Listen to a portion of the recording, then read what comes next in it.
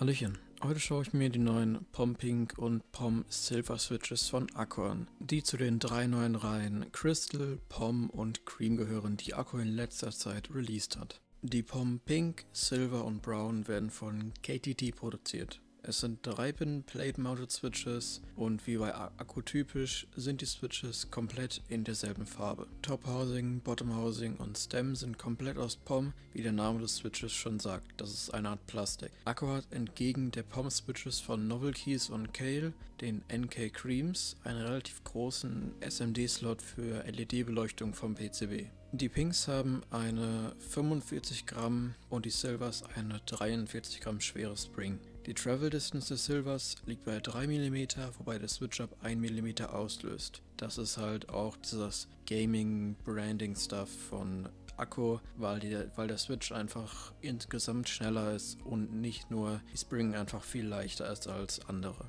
Bei den Pinks sind es dann 1,9 mm Pre-Travel, also Pre-Travel ist, bis es dann auslöst, und 4 mm Total Travel, also 4 mm, bis es ganz unten ist. Prelooped ist kein einziger Teil des Switches, man sollte sie für die beste Tipperfahrung noch nachloopen. Was ich auch empfehlen würde, ist zur zeitaufwendig, aber es lohnt sich definitiv.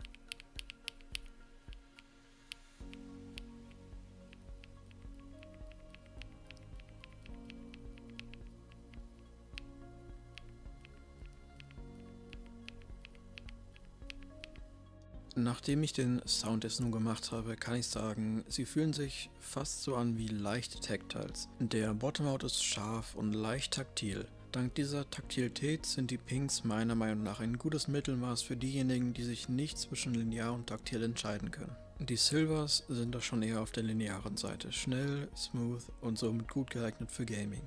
Die Switches scheinen beim Tippen leichten Spring Pink zu haben, hört man aber kaum, ist also nicht wirklich erwähnenswert und sollte die Kaufentscheidung nicht negativ beeinflussen. Aufgrund des POM Housings fühlt sich der Switch etwas scratchy an als Switches aus zum Beispiel Nylon oder anderen Materialien, das kann jedoch durch Luben einfach gelöst werden. Leichter Stem Wobble ist erkennbar, Housing und Stem sind trotzdem relativ gut aneinander angepasst und stabil. Der Preis für 45 Switches liegt bei akkugear.de bei 20 € und bei Candy Keys bei 16,99 €. Bei Candy Keys werden die Steuern anscheinend nicht nochmal extra draufgerechnet, sondern sind schon dabei. Also für ungefähr 3 € weniger kann man das schon machen. Also zusammengefasst, für die, die sich nicht zwischen linear und taktil entscheiden können, sind die Pinks wirklich perfekt. Und für die, die eher in Richtung linear gehen wollen, die Silvers. Die Browns, die ich jetzt nicht habe, sind natürlich für die Tactiles gut, weil es sind halt Tactiles, nicht so besonders taktil, eher mit einem leichten Bump,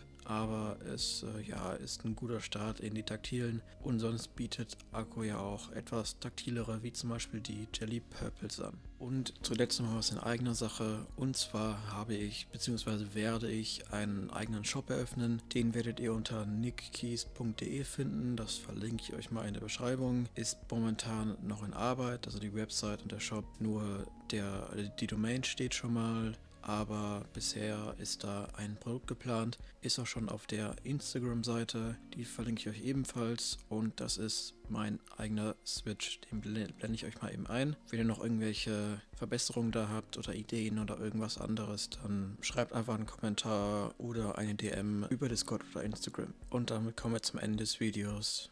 Adios.